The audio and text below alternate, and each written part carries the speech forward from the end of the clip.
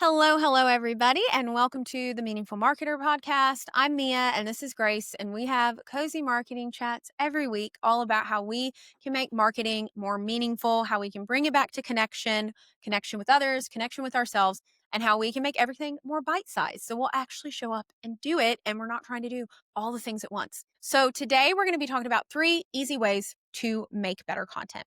And when I say easy, these are easy. These are 3 simple things you can start doing Actually if you easy. have a post going up today. You can Yeah. start doing these things, and it is going to dramatically improve your content. So we're going to go through these real quick. We know this is, I believe, Thanksgiving week when we're going to be posting this, and you are Yeah. probably going to be spending time with your family. So we're going to get this So are quick, we. bite-sized video for you so you can start doing these on your Black Friday weekend. Okay, so the first thing is you're going to add a visual hook. And there are a couple ways. I've got some notes here on some ideas for you for a visual hook. But a visual hook is just something out of the ordinary, something that's going to catch someone's eye when you are doing the video. So whether this is B-roll, this is a talking video, or even a carousel or a photo, there are different ways to do a visual hook. I started first learning about this when I worked in fashion, and it would be a big deal to pick the picture that you felt like somebody might go, "Ooh, what is that?" Or the color really stood out, in that. So in a way, if you are someone who works, with something that's very visual, a product that's very visual, that can serve as a visual Yeah. hook too. True. Maybe you have a piece of clothing that the color really stands out or the pattern's really unique or, something like that. I see a lot of people who make like pottery, mugs, things like that. And they'll put a mug up that's very eye catching or a mug up that maybe has a cuss word on it. Yeah. And, it'll catch your eye. So that is a visual hook. It's making you stop because you're like, what is that? Or did that say what I thought it said? And Right. it's just kind of stopping your scroll, kind of going, ooh, what is that? And so a couple ideas here on this is you can put your phone down, just an easy start of putting your phone down, whether this be B-roll, or a talking video, just taking your phone and actually laying it down because there's movement there. Coming into the frame also works. Like maybe, as soon as that's starting, you have some kind of movement coming into the frame, walking into the frame, whatever that is, but there's movement happening. That can serve as one. Let the imperfection shine in your intro. Ooh. And beyond too, but in your intro. So I see a lot of people sometimes that they're like, videos, great engagement. And they're like sitting on the bed and their phones, like to start off, Yeah. their phone kind of does this, or they're taking their phone and they're doing this and it kind of wiggles around a little. That's a visual hook. That's going to That's so go, true. woo, what is going on? There's something strange that's happened here. It doesn't look very polished or, like it honestly looks like someone's made a mess up when they've started the video. But that is a great visual hook. Be a little strange, a little weird. I can't really give you an example of that. That's going to depend on you, but just anything quirky, strange, I guess one example, we've talked about stuff like this before where it's like I have a pen Like, and I've got my microphone on it. So you might be like, what has she got her microphone on? You just people stopping and being like, that's that's weird. strange. Why are you doing that? I I think thought you were gonna talk about the ones where people pretend to fall down. Like it's like a clip of somebody else falling down and then it like cuts to them being like, shop my sale. yeah, Like yeah, you could those do get stuff me. like that. You could do stuff like that too. If that's, your vibe. They get me every time. So you Right. could do like a rhino's running toward the screen and then it hits the Right. screen and you're like, hey, I'm having a Yeah. sale. Another one I've seen a lot. Have you seen the ones where people are doing a trust fall and then they just let them Yes. fall? Yes. There's a library that has The done this so good. librarians. And they step to the Yeah. side and they're like, you can't trust everyone, but you know who you can trust? Da da da library. So yeah, Figure there out are what more works. extreme ones like that. Figure out what works with your brand voice though. Like if you're inspired to have fun or do something goofy, do it.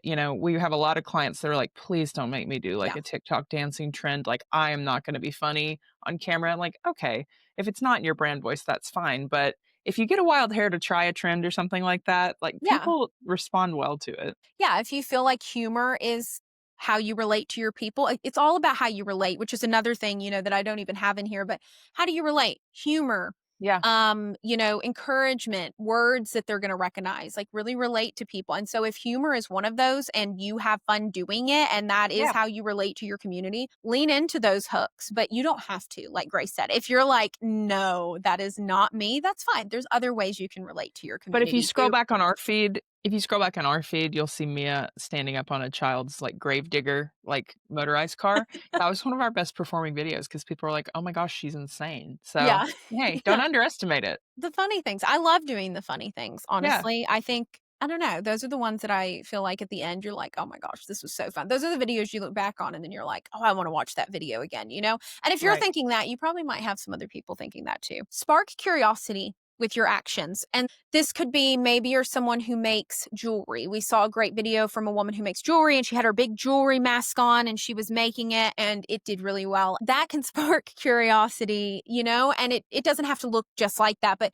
think of when you're doing it rather than going, "Oh, does my hair look okay? Does my makeup look okay? Do I look posed right?" Like, think instead to like, is this going to make someone go, "What's going on?" You know, "Ooh, what are they doing?" Swap your mindset to that because I feel like for so long, even if you're someone who's not into doing a bunch of filters or, you know, all of those kinds of things, we still have this vain thing in us that's like, "Does my hair look okay? Yeah. Does my outfit look okay? My makeup and am I posed good?" And forget all of that. Is this going to spark curiosity? That is going to be so much more effective. What can you do to spark curiosity? And so maybe that's a question you ask yourself every time you start making a video. The next thing is add a text hook. And this is probably a little more common. You may know about this one, but it needs to be said because some people don't. And some people don't want to put the text hook on. They think that it looks bad or, you know, they're a lot more concerned about the video itself rather than the context, the text that's on it, the hook. That text hook is very important.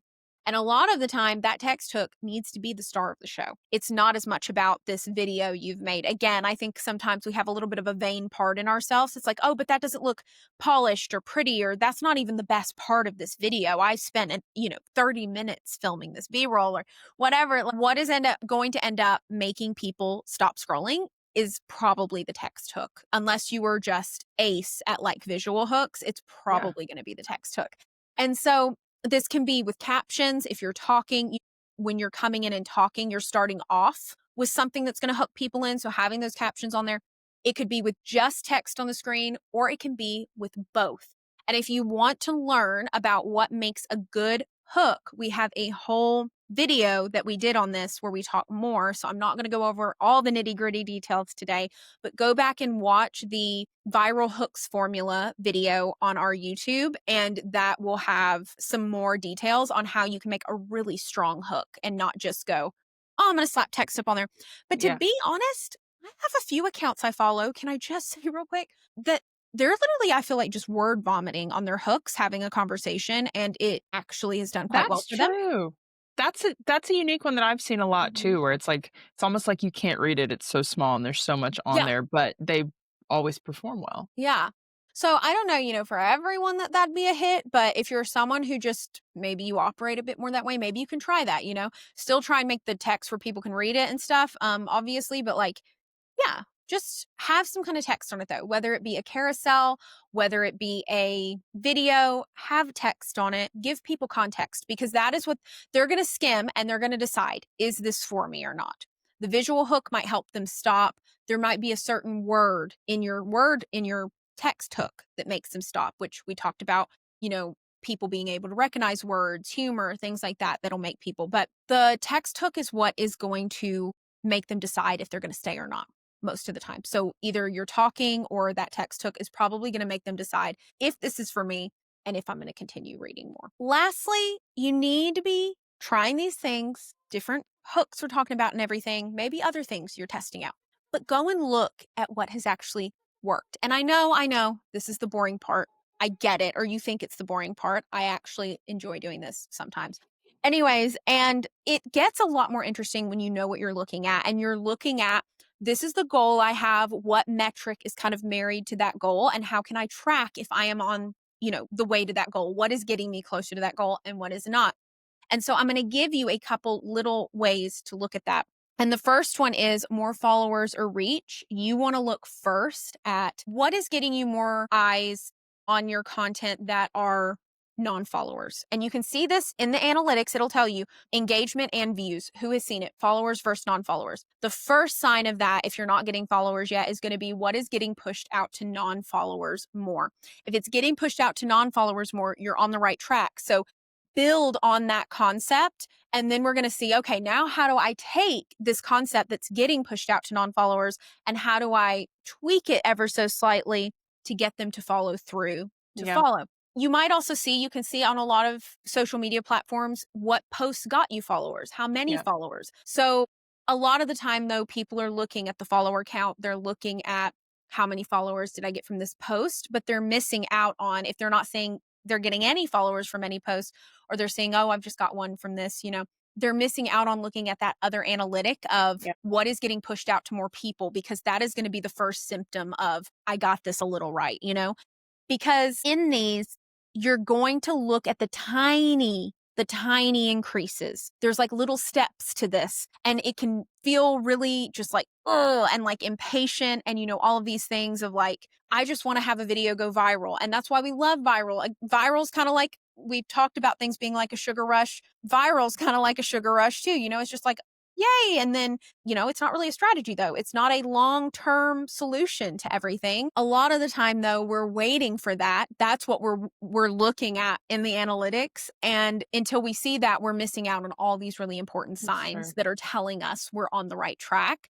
Because really the sustainable good growth, the growth that most people are actually seeing and how they are getting to a point where they can go viral or have consistently well-performing posts is actually looking at these little wins, and Yeah. those little wins build into larger wins. So, Well, and you don't have to be a master of analytics and you don't have to spend hours poring over it.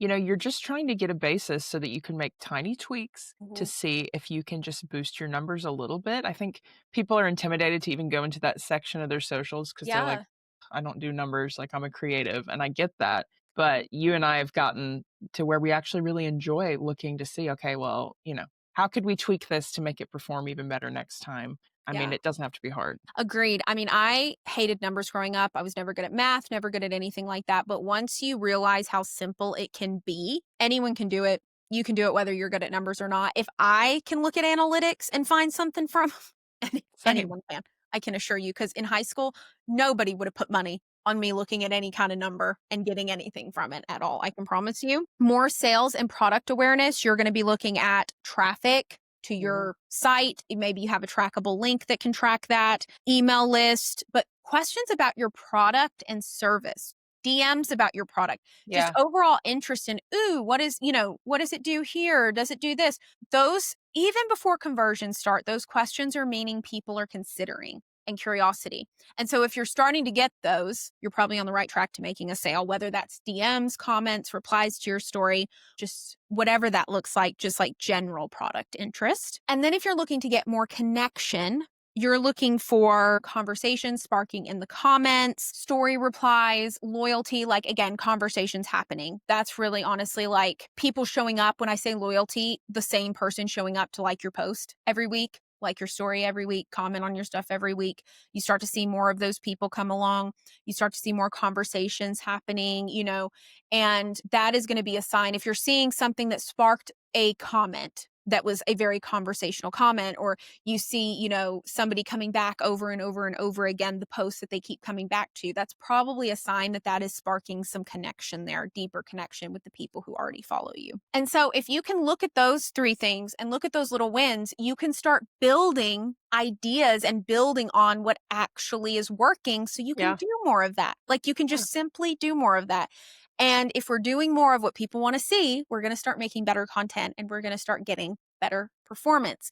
And lastly, just as a bonus, is trial reels. If you have the feature, experiment with trial reels for getting in front of new people. That is a reel that will only go to new eyes. And then you can choose later on whether you want to post it to everyone. But that is also a great way to experiment, try new things. Keep in mind, I think they are kind of putting a boundary on that where you can't just post the same thing over and over again in a trial reel. I think they've kind of put a stop to that because maybe a lot of people were doing it. It does need to be something you're trying and creative, a little different from, things you've already posted, because the purpose of them is supposed to be to experiment without Outreach. fatiguing your Yeah. community or posting something to your community that you're not really sure about. And so experiment, because ultimately listening to our people, experimenting, looking at what's working, those are how we are going to build on these other things that work and really make great content that sticks with people and connects with people genuinely. And it's, at the end of the day, just all about serving people and listening to them after you've done the things that have proven to stop the scroll, the hooks, all of that. and building on that. And that really is where the magic sauce is. We hope this is helpful. As always, tune in every Friday because we have a new episode every single Friday. And let us know if you have any other ideas, thoughts, anything down in the comments, or if you have a question or something you'd like to hear us talk about in the future, because we're here for you and we'd love to make you an episode on it. But we are cheering you on and we hope you have the best week and we will talk to you soon. Bye, y'all.